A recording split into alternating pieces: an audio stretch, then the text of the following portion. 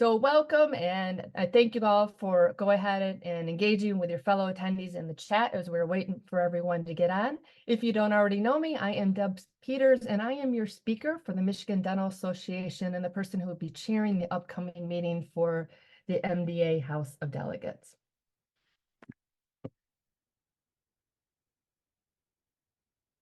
It's always a terrible time when your clicker dies just when you're getting started here.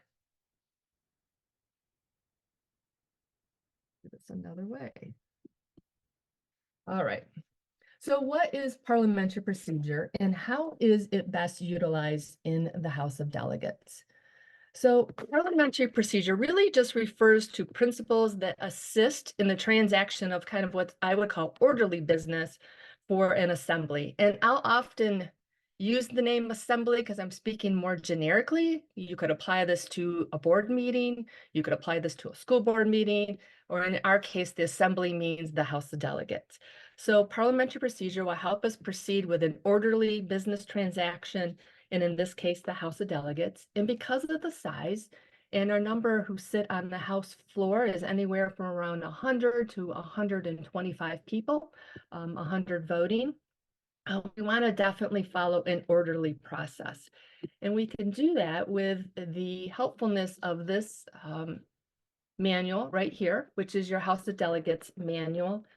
And I just want to talk about it just a little bit because in the latest delegate digest, goodness, in the latest delegate digest that we just sent out, you were linked to the new delegate manual. One of the first items of business you do, it's actually the second, is you will consider the House of Delegate manual with revisions. And I don't want anyone to get overwhelmed because there's a lot of red ink in this one. In other words, there's been a lot of changes, and a lot of it is just language changes, and it's related to changes on our parliamentary authority, which is by the American Institute of Parliamentarians. That new book went into effect January 1st of 2024, and that caused your committee of the House, called the Credentials, Rules, and Order Committee, to look at the changes and then make corresponding changes in our House of Delegate manual. So pay attention to that. You may have some questions as we move along with that, or you may have them when we get to our in-house meeting the Wednesday before. So that's why it looks the way it is.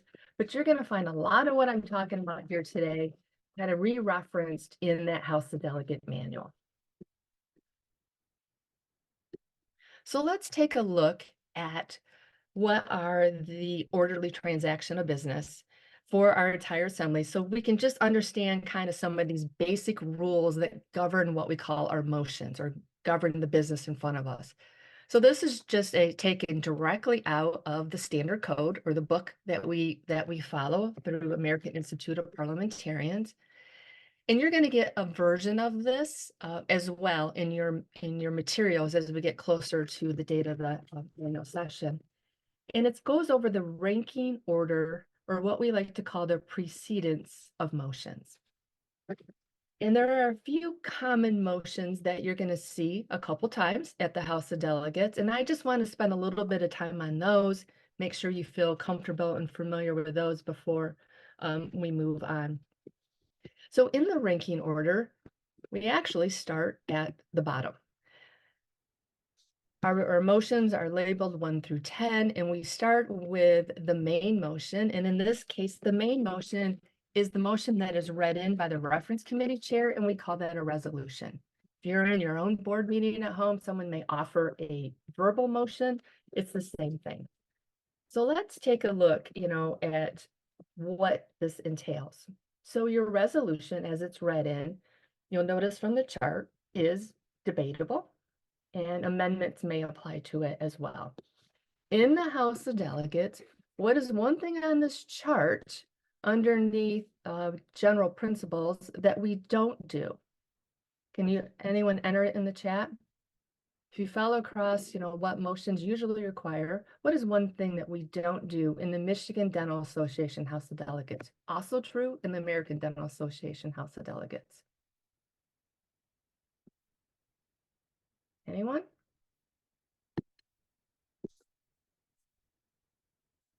Do I know you know it because I think you answered it at the last one. We don't do seconds. So I don't mean to confuse the group here, but we don't do seconds. So in other words, after a motion is listed, we don't say I second. Just wanted to bring that to your attention as well. It's a standing rule, again, in your House manual.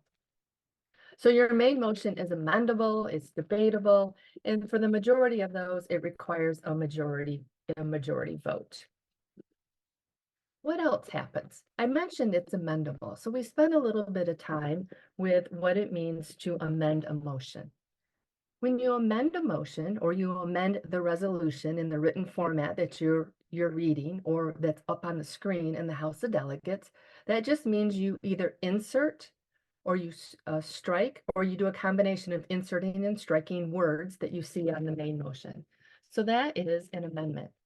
Again, as you go across and you read the basic rules, all amendments themselves are debatable. And just keep this in mind, amendments can also be amended.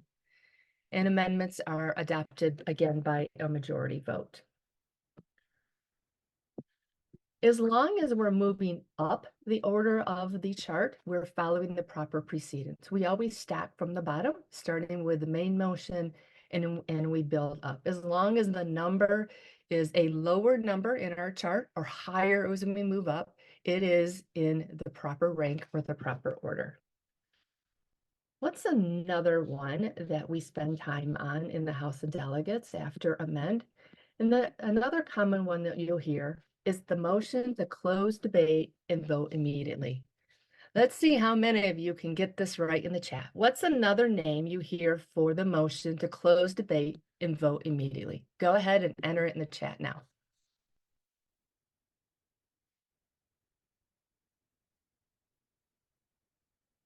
All right, bonus sticker, someone decides they want to unmute and tell me instead. What is another way that you can close debate and vote immediately?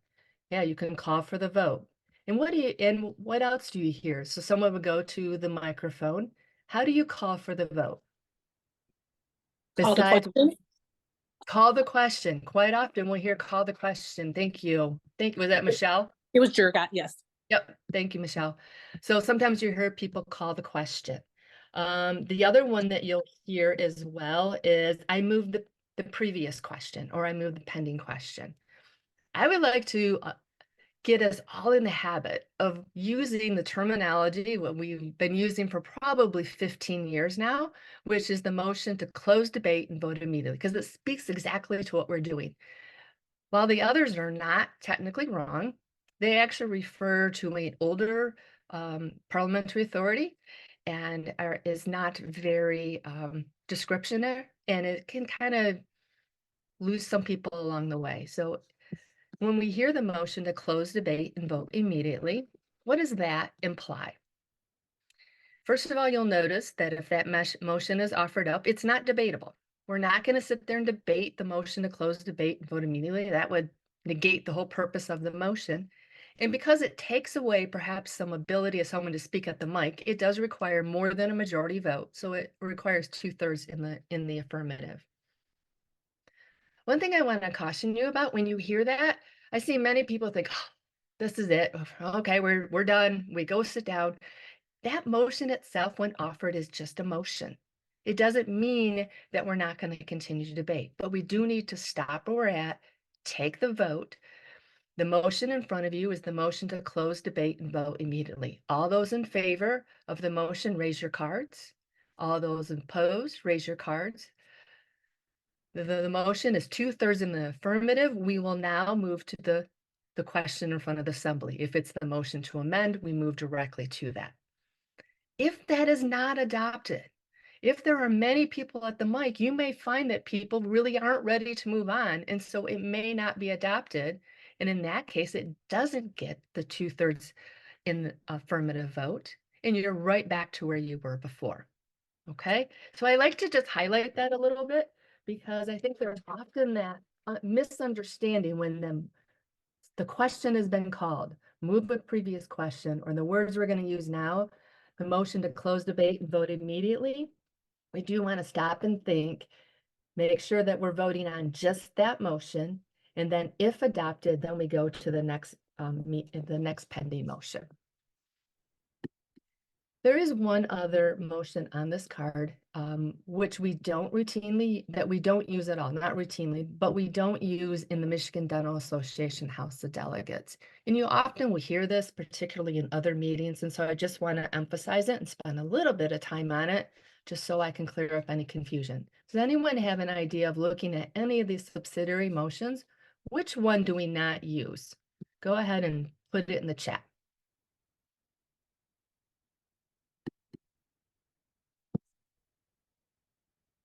Which motion do we not use? You know, we use amend. As I just talked about it, you know, we use close debate and vote immediately. Yeah. Do we use that? We actually can use the motion to suspend the rules, but you probably don't see it very often. So good answer. Another one, limit or extend debate. Those are actually something we can do, but again, we don't often see them. Good answer. Anyone else?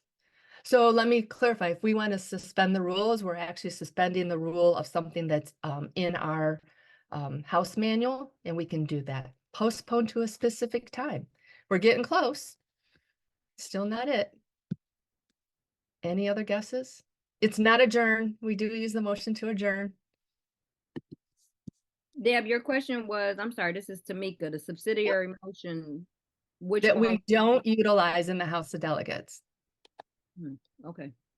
Yeah, thank you for helping me clarify. The motion we don't use in the House of Delegates is the motion to table. So quite often, and I don't want this to be confused with the motion that it used to be called, which was lay it on the table or postpone to a certain time. Actually, the way this motion is written, if it adopted, it immediately halts any progress or talk of whatever the pending motion is, and it eliminates the call for taking a vote. In essence, it's what many people will say, it kills it. It is the kill stop switch for any business that an assembly doesn't want to continue to take up. Generally, it's something of a nature that maybe they got off target, they want to get back to square one. But usually what people confuse it with is all the other motions you guys just brought up, which one of them is postponed to a certain time. I'm going to table this motion until 3 o'clock this afternoon when we have more data. That's actually postponed to a certain time. I'm going to table this motion until our next meeting and we'll have the committee chair pick it up. Again, that is actually postponed to a certain time. So table in this chart and in our parliamentary authority means to kill a motion, and we do not utilize that in the Michigan Dental Association House of Delegates. For those of you who are running for the American Dental Association House of Delegates, they have elected to utilize that motion. All right. So let's try to visualize this process, or in other words, the order of precedence, so it can give you a visual by using Fisher-Price's toy, the Rock and Stack.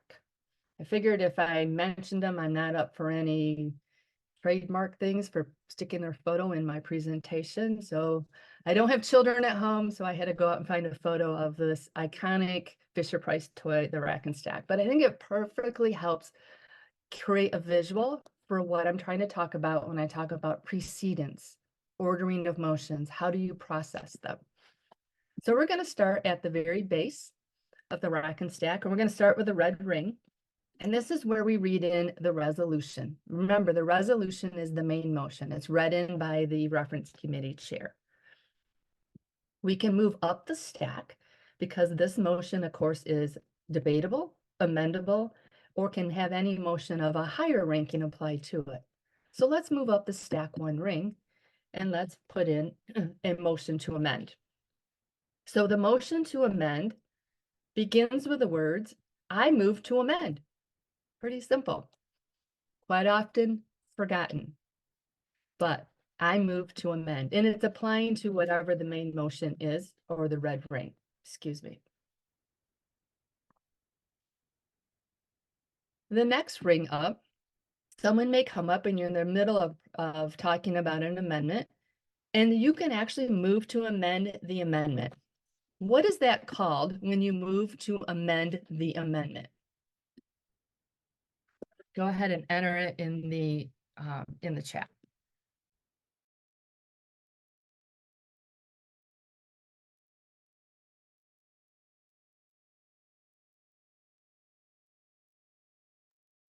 I'll give you a hint. If the orange ring is a primary amendment, what is the yellow ring? If someone comes up and wants to move to amend what you're talking about, which is the secondary amendment.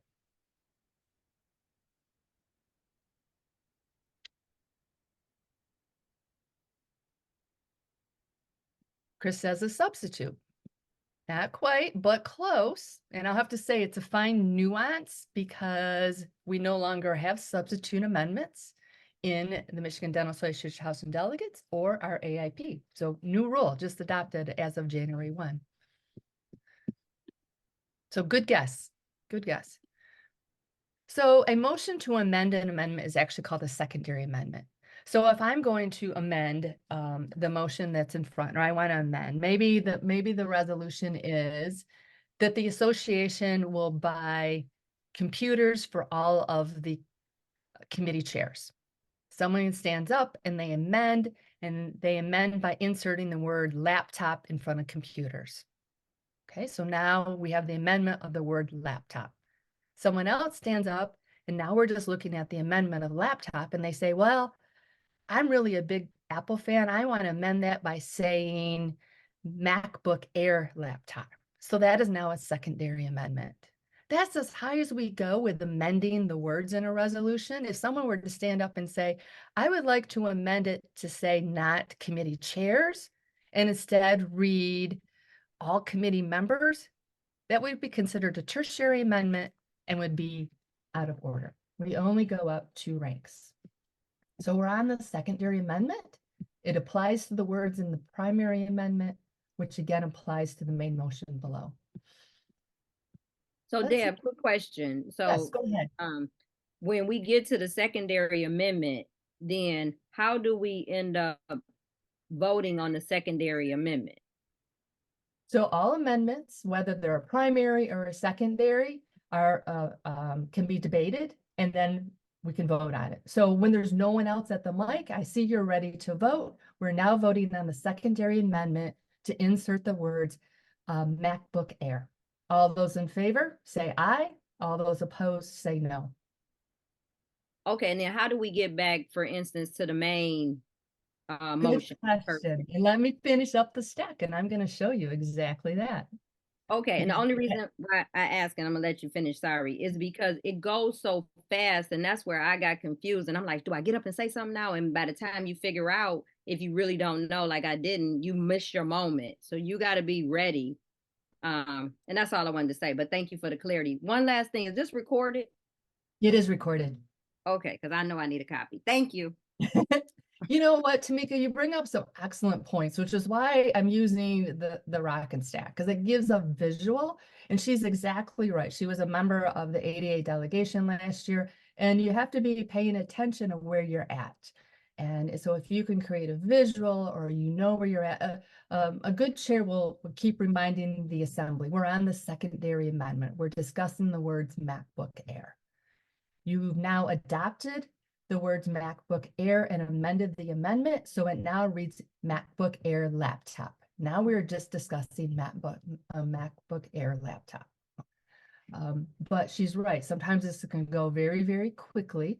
And sometimes people can get off track. Like I said, they're not talking about committee members or committee chairs. Now they're talking all committee members. So we got to kind of stay up on where we're at in the process, which is why that motions card that you saw just a little bit ago, you will have a copy of that. It will be in your registration materials that is sent to you. Make sure you bring that with you to the House of Delegates. My favorite thing is also to bring sticky notes, because it's a great thing to write on there: main motion, primary amendment, secondary amendment. And then what I do is I just stack them on top of each other, because it would look a little trivial to bring a rock and stack. And then I pull those off as we move through them. So let's continue, as Tamika asked, let's continue up the stack and figure out how do we get back down the stack. So we're on the motion, we're on the secondary amendment, and there's all kinds of conversation going on. There's debate. I'm not a Mac fan. I want my Dell computer. And someone stands up and they offer an amendment, again, going up the stack. So it has to be of higher order. They can't offer another primary amendment. It's got to move up. And that's to refer to a committee. So when we go back to that motion chart, the motion to refer is of higher precedence than the main motion, the primary amendment, and the secondary amendment, if there is one. Question, can you get from main resolution and immediately have someone refer? In other words, can I put a green donut on the red donut? And the answer, of course, is yes. You can do that. Okay. So now we have the motion to refer. The motion to refer is kind of a little bit of a special motion because we only amend it in regards to the referral. The House of Delegates can make a committee and refer it to a committee that it composes. And so you may have in that motion to refer how many people, who decides, what's their timeline. Those are all acceptable, but we're not going to go back and talk about the MacBook computer anymore. We're only talking about the motion to refer. And someone stands up and offers the ever popular motion to close debate and vote immediately. So the motion to close debate and vote immediately is offered. It's recognized by the chair, and the chair says, you now have in front of you the motion to vote to close debate and vote immediately. All those in favor of the motion to close debate and vote immediately, push 1 on your voting machine. And all those not wishing to close debate, push 2. We let it process. Because it's electronic, it comes up. It is more than 2/3 in the affirmative. In other words, you have elected to close debate and vote immediately. And so that applies only to this next motion down. It doesn't apply to the whole stack. It only applies to the next motion down. So without any further discussion, the motion you have in front of you is the motion to refer to the committee of the House of Delegates. All those in favor of the motion to refer, say aye. All those opposed, say no. The motion is not in the affirmative. You have not adopted the motion to refer, and we are back to the secondary amendment. And we keep processing down in order, as Tamika was asking, in order to get back to our main motion. The motion in front of you is the secondary amendment. The motion is to insert the words MacBook Air. All those in favor say aye. All those opposed say no. You have adopted the secondary amendment, which now amends the primary amendment to read MacBook Air laptop. All those in favor, if there's no discussion, say aye, say no, doesn't matter where we're at. Now we're back down to the main motion as you've amended.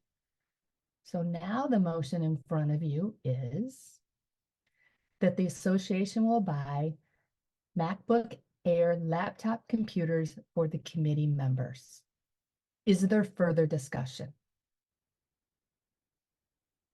Okay. So we used the blue ring to close debate and vote immediately on whatever was pending. We went back down in an orderly fashion. So think of the rock and stack, or my favorite, the sticky notes. And we got back. Now we can amend again if we want to change committee chairs to all committee members, or we go ahead and we process this motion. Any questions on that? All right.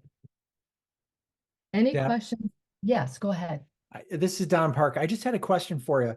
Does that Yeah. mean that you go back and you can have a finality to the resolution, even if you have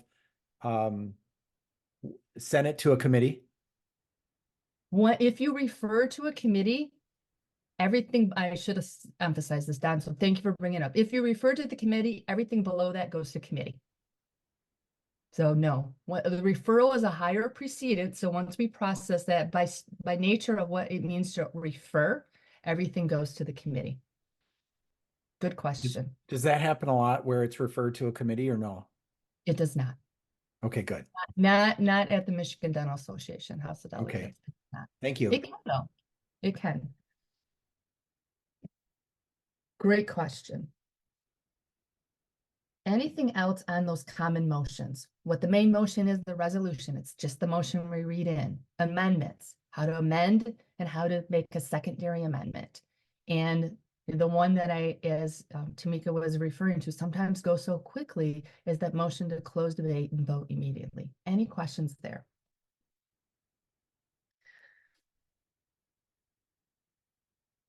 So other than the resolution, which is read in by the chair, if you desire to make a subsidiary motion, in other words, anything that moves up that, type in the chat the first sentence that should be stated to the assembly.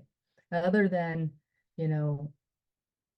what's the first thing that you will say when you go to the microphone? I've said it a couple times, but what's the first thing that you would say if you want to make a subsidiary motion? In this case, let's just say you want to make the subsidiary motion to amend. What would you start by saying? Any ideas? Yep, very good. Sue says start by saying your name and district. Perfect. So state your name and your district. And then what's the next sentence that will come out? So I, Deb Peters from West Michigan.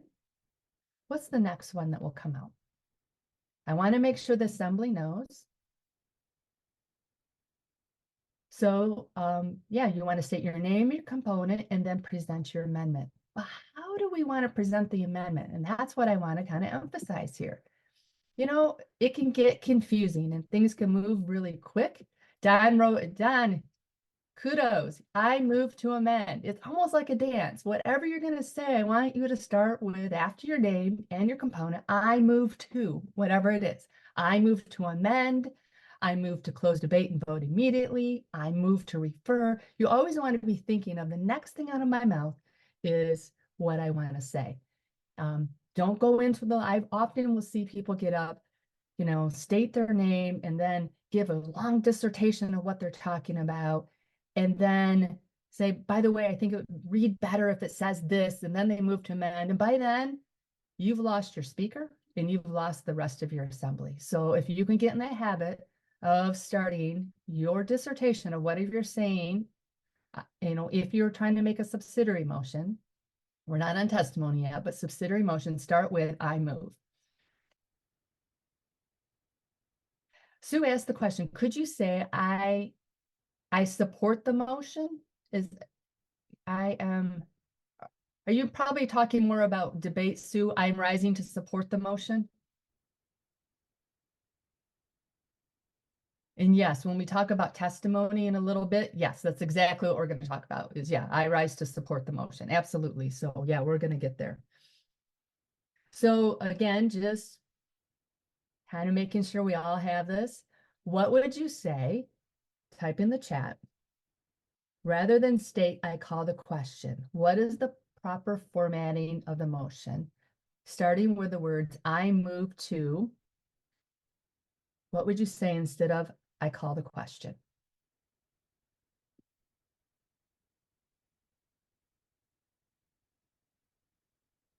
Tamika, first one in. I move to close debate and vote immediately. Thank you. Great job. Great job. I just want to emphasize it because I've been doing this for a long time and it just makes the language so much more clear and precise. And when we can all do that, we help all the members of the assembly follow along. We want everyone to feel like they know what is happening as we move along. All right, so let's move away from motions. You guys did a great job at that. You got the dance down. I move that. You got the order precedence down. Let's talk a little bit about resolution. So how do you as an individual or as a component bring forward a resolution to the House of Delegates? And it all starts quite simply with your idea. Whatever idea you have that you want to bring forward for the Board of Trustees to consider. And it usually has two parts. Well, it always has two parts, not usually. The first is it's going to have a background statement. So you're going to state, why is this motion being brought forward? Don't forget to include the details of how was this idea developed. It's all of your information that you feel is compelling to your reasoning. And then at the end of that, it will start with the words resolved. And after the words resolved is the next part. And that's just the resolving clauses. And the resolving clauses are, what is the action that's being requested? We call that an enacting clause. Or what would the effect of the motion be? And we call that an effecting clause. Resolutions can have more than one resolving clause. They can be a combination of enacting and effecting clauses. We all have methods for how we read through our materials, we read through resolutions and how we like to write them. And I like to start with the resolving clauses. And I'm going to give you, what works well for me and what I often teach groups when they're trying to write a good resolution. And let's always start with a resolving clause. And the resolving clause is, again, it's just nothing more than the words that come after the word resolved in your motion. So if I was speaking without a written motion, I would start by saying, I move that, and then speak. But in a large assembly, and the advantage of the House of Delegates is you get things sent to you ahead of time, and those are called resolutions. So in your resolving clause, you want to write down whatever it is you want the House of Delegates or the Board of Trustees to be urged to do something. Maybe it's to amend a current policy. So that would be an effecting clause, right? That would be the effect. Remember, you want to give the give direction to the House of Delegates also whatever topics which are under the purview of the House. So those would be bylaws. You have several of those in your packets this year. Only the House of Delegates can amend the bylaws. Everything else to the House or to the Board of Trustees are in fact advisory, but you can amend the bylaws. You also have the ability to amend your own manual. You have the ability to amend the Code of Ethics, the NOMCOM guidelines, the election guidelines, all those things that are the purview of the House. Kind of my final test of all of this is, after I write a resolution, is it understandable, right? It's in the written format, but is it understandable? Will this bring about the intent I was hoping to seek? Is it actionable? Ask yourself that. Is it actionable? And lastly, is it clear? And as always, your speaker is willing to help you in the process of this.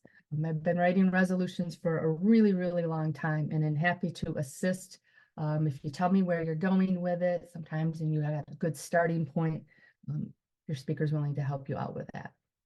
So that's the resolving clause. Remember, that was part 2, right? So what's in a good background statement? There's a couple of things you want in a well-researched background statement, and you would definitely want it to be informative. Remember, I said in the previous, this is where you tell why you're bringing it forward. You may tell a little bit of the how story. How did you get to this point? That would be the informative nature of your background. You also want to make sure it's very factual.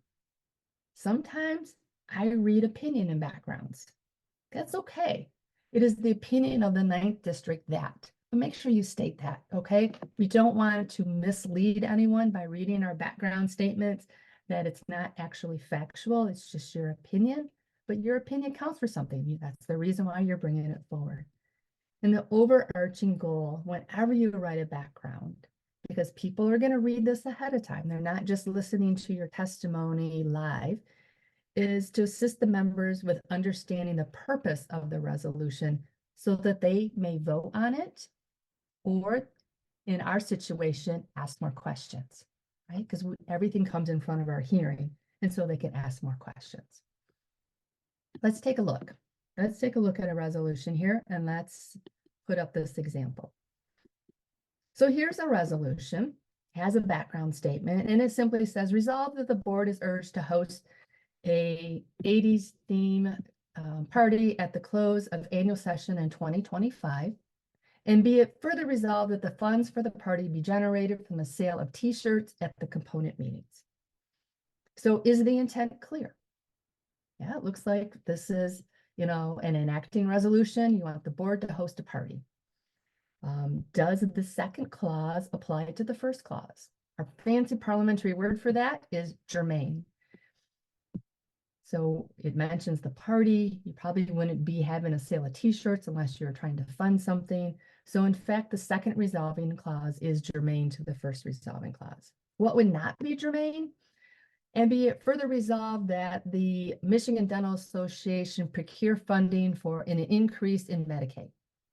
Does not apply to the first resolving clause, and therefore would not be a relevant second resolving clause in the same resolution. Could be a separate one, but not in the same. When you look at this, would you agree that this resolution is amendable? Yeah, definitely. You know, you could come into this resolution, you could cross off 80s theme party and write in, 50 sock hop.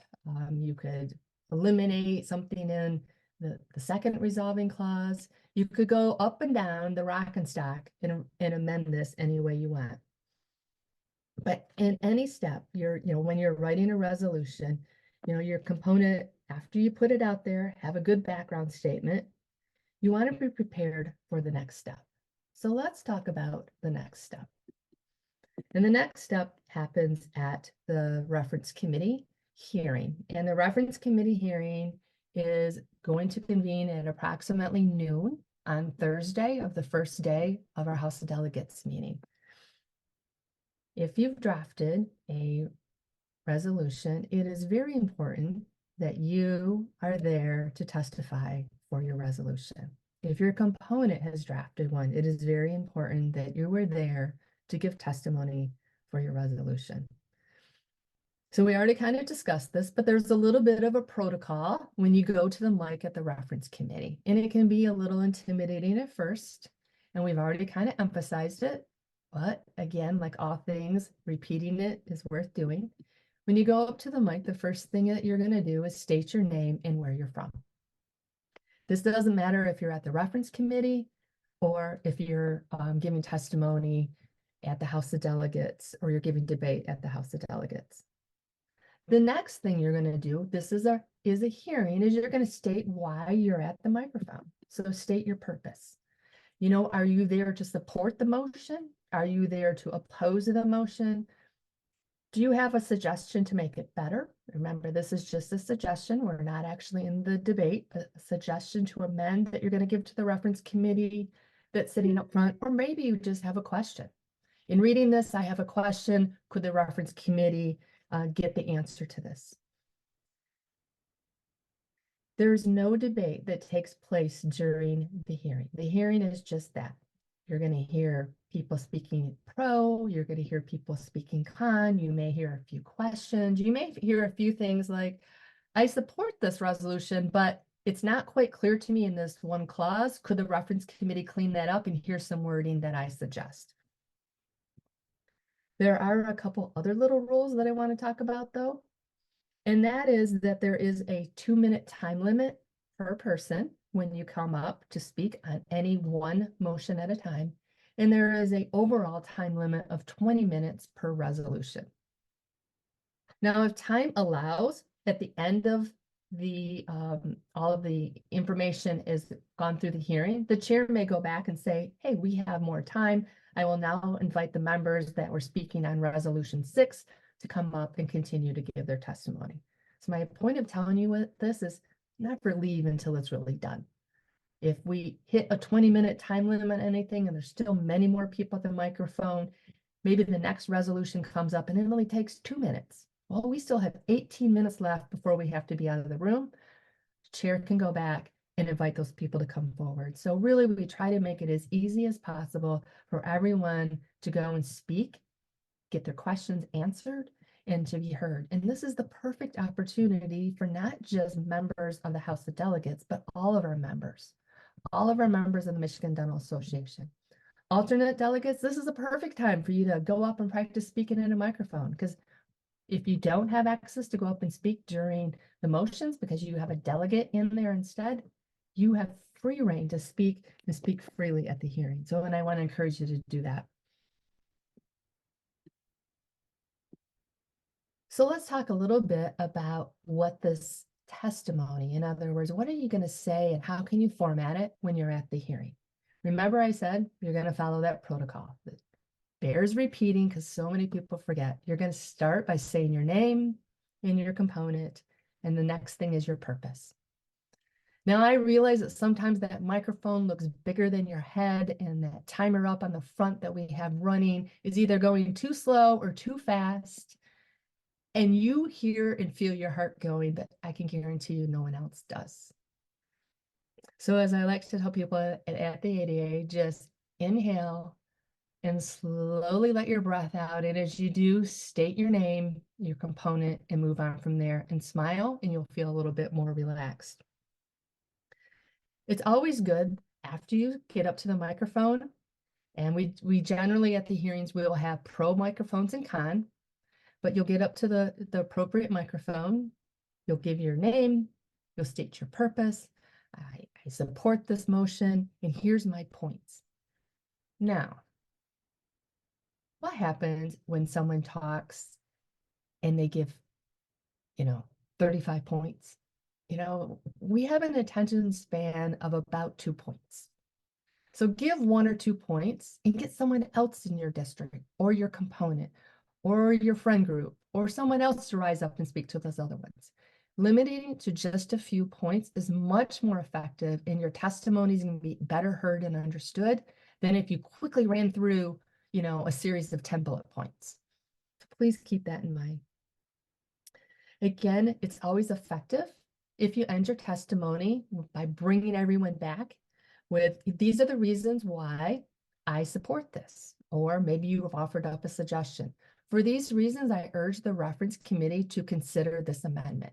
So the reference committee has a job to listen to everything you guys say and apply it to the report. Lastly, I want to just bring up this point. You never criticize an individual, okay? We're only evaluating the motion and not the person. Many, many years ago, unfortunately, this happened at a House of Delegate hearing, and I don't want any of us to ever take advantage of the fact that we have volunteers willing to put themselves up there and listen to our testimony. And so we're up there to give pros and cons and suggestions and ask questions, but we're never up there to criticize what someone else said at the mic by name. Okay. Let's move on to one final point here, and that is the purpose of the reference committee. Now, it would be all wonderful if every time we got up, we felt like everyone was applauding us and said, yay, that's great, thank you so much, that helps clarify it.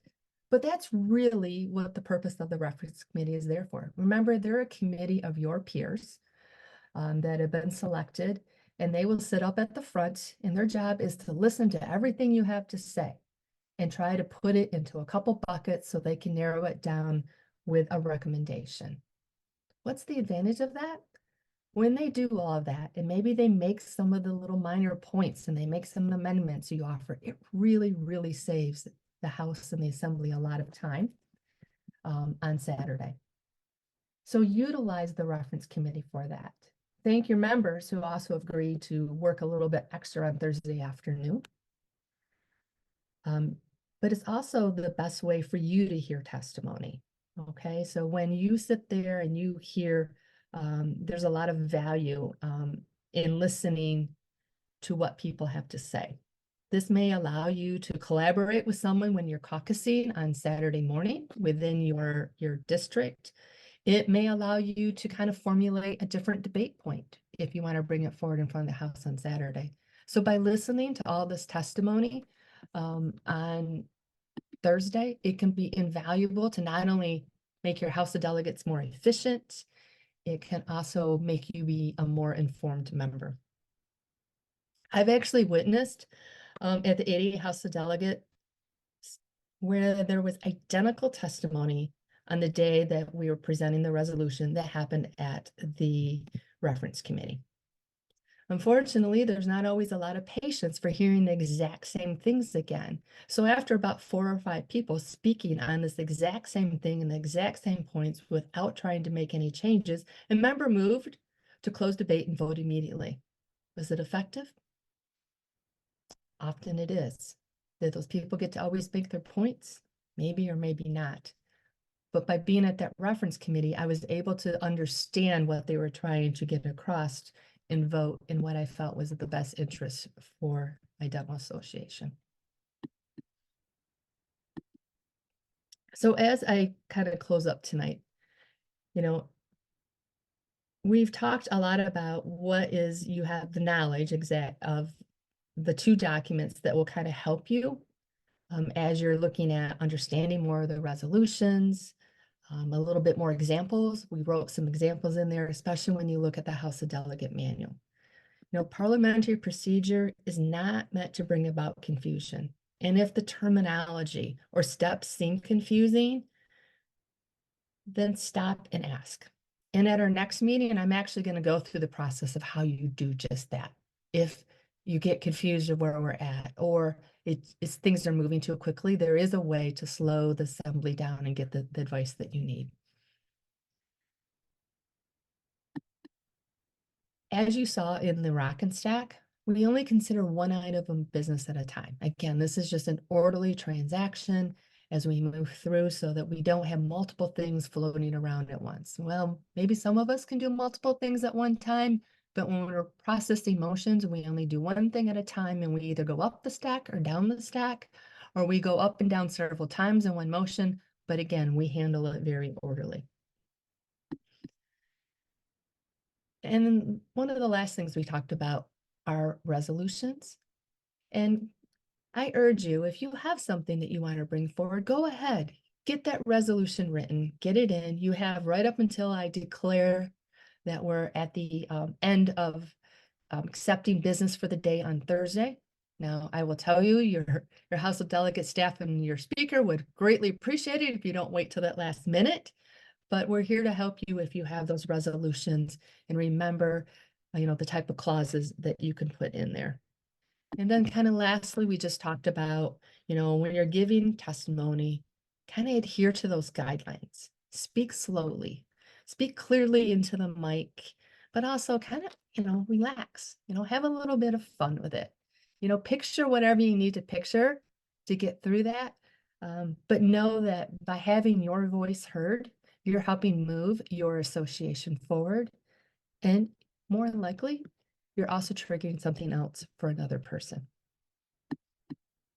So, what questions do you have? That was a lot. I didn't stop all the way through there. So go ahead, give me some of your questions. Any questions on testimony?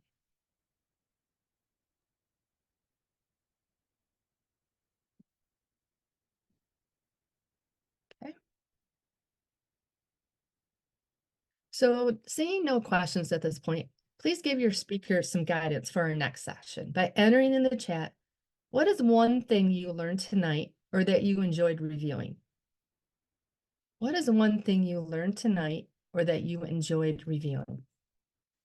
And if you'd rather unmute and tell me so that I can take note, I'm just trying to help make these be as informative as we can. And so your feedback is really beneficial. So Deb, for me, I just want to say that honestly, I felt like the entire presentation was very helpful. I like how you broke everything down. For me, I'm the type of learner, and I'm thinking about also my participation from last year. I need to get the recording. I need to go through it, and I do have some questions, but I can't formulate my question right now because I still have to just go back through and process. But I thought it was excellent how you know, slowed everything down. And I think it helps because at the last session, there was a lady that actually went up, and I think this is what threw me off. And she went to discuss something, and the speaker was like, "That's closed already." And I was like, "Oh, okay, when did that close?" So again, I don't know if you remember that, but the whole point was, she was like, "Well, I was trying to get to the mic." But the whole point is, again, you have to be ready. So I think, like, if anybody has any questions about this, just go through the presentation again and then send out to Deb, and she is very responsive. So I just thank you. I thought it was very informative tonight. Thank you, Tamika, for that. Yeah, the House of Delegates is at the ADA is a whole different monster. I would agree. There's 400 some people in that room. Our room is not so large. I can generally see, and I'm not opposed to someone raising their hand and say, "Hey, I need to speak." You know, we're there to make sure. Helpful to know going through the steps of going through a motion was helpful. That's good. Order of a resolution. Okay. These are all very helpful to me. They help me know what's helpful for you. and for anyone else as well as we're going through there. So I need a new delegate to the MDA House of Delegates to please enter your name in the chat. You're probably going, oh my goodness, why? Why me? But I would love a new delegate to say, hey, Deb, I'll accept. And then I need 2 new delegates by the end of the Wednesday before, but I'm looking for a new person who's willing to work with me. I'm moving a very easy motion, and it's just the motion to adjourn. So if you are new to our House of Delegates and you're willing to do that, if you could enter your name in the chat. Otherwise, I'm going to go through and pick someone out myself when I review the recording. Any takers? I would love a taker. All right. All right, what about this? Whoops, I already asked you that. So, Deb, someone responded. oh, thank you, Tamika. Oh, great, Satang. All right, perfect. I will send you an email later and we will chat. Thank you so much for. Okay, no problem. Oh, there you are. Now I see you on my Yes, screen. there's me. Perfect. Perfect. So, Satan, what you're going to do is at the end of our session on Thursday, when I will call your name, I'm just going to bring you forward. You're going to state your name, where you're from, and you're simply going to say, Madam Speaker, I move to adjourn the first session of the House of Delegates. I'll write it out for you. Okay? Sounds good. But we probably need to practice a few times No before that. worries. Okay. Awesome. You know what? You are an amazing person for volunteering, and we all appreciate that. So Thank you very much. Yes, you are. Nice. that is awesome. Here is my contact information and our governance manager, Michelle Nichols-Cruz, as well. I'm available to help you with your resolutions, answer your questions. As you read something through, if it isn't quite clear, please let me know that as well. I'm there to help you. I'm also on site all day Saturday as you're in your caucus sessions. Our next session is actually on Wednesday, April 17th. I hope to see you all there. This is our happy hour or our social time. It is where we meet the candidates. The NomCom has delivered a full slate of candidates, and this is really one of the best ways to have interaction with them. You'll also enjoy getting to see some of your colleagues from around the state. So I encourage you, put this on your calendar, take off from work a little early, get to Lansing by 4:30 so that we can spend some time together. Yes, you're going to have another session with me, but rather than me kind of talking at you, I'm going to be working with you, and we're going to actually put all these principles in action. We're going to have a little mini workshop. We're going to practice, because whether you use it at the House of Delegates or you use it back in your home component, the best way to learn it is to do it. And so we're going to practice actually saying a couple of the motions and putting them into practice. And there's a couple more nuanced motions and I guess areas that I just want to emphasize for you before we move into our session on Thursday. So most importantly, I want to thank you for your time, your dedication, and your attention tonight. And I leave you with this quote. In the spring, I have counted 136 different kinds of weather inside of 24 hours. Bonus for any person who can identify the person who said that. Any ideas? You can always get a hold of me later. Perfect. Any other questions before we end tonight's session and cut off our recording? All right. Oh, I have one last question. When will we receive this recording? Michelle, when will they receive the recording? Probably it'll be available the end of the week. Okay. Thank you, Michelle. Yeah, it depends, but it should be. Okay, perfect. Thank you. And though I didn't go over every single subsidiary motion, they're all processed in a similar. Please feel free to reach out to me. A lot of them are in that House of Delegate manual as well. So I'm here to answer your questions. You can always text me first too, because then I'll see that and we can set up a time that we can chat. Again, thank you for your dedication. I appreciate each and every one of you. Thank you to Zatong, who will be our new delegate, who will be speaking at the microphone on Thursday of our opening session of our House of Delegates. And Don asked, hey, is that quote from Churchill? Good guess, but not quite. I will give you a hint. It is an American. It is an American author. American author. Probably more famously known for writing about different stories along the Mississippi. Any other guesses before I cut us off? Thank you. I'll see you all hopefully on Wednesday, April 17th. Remember, when we're done with that, I want you all to be encouraged to go over to the Sparkling Smiles event. That is your opportunity as leaders of the Michigan Dental Association to support the Michigan Dental Association Foundation. Guaranteed to be a good and wonderful time. And Alan Lasser got it right. That is a quote from Mark Twain. Thanks, Al. All right, everyone, take care and have a good night. Good night. Thanks, Deb. Bye.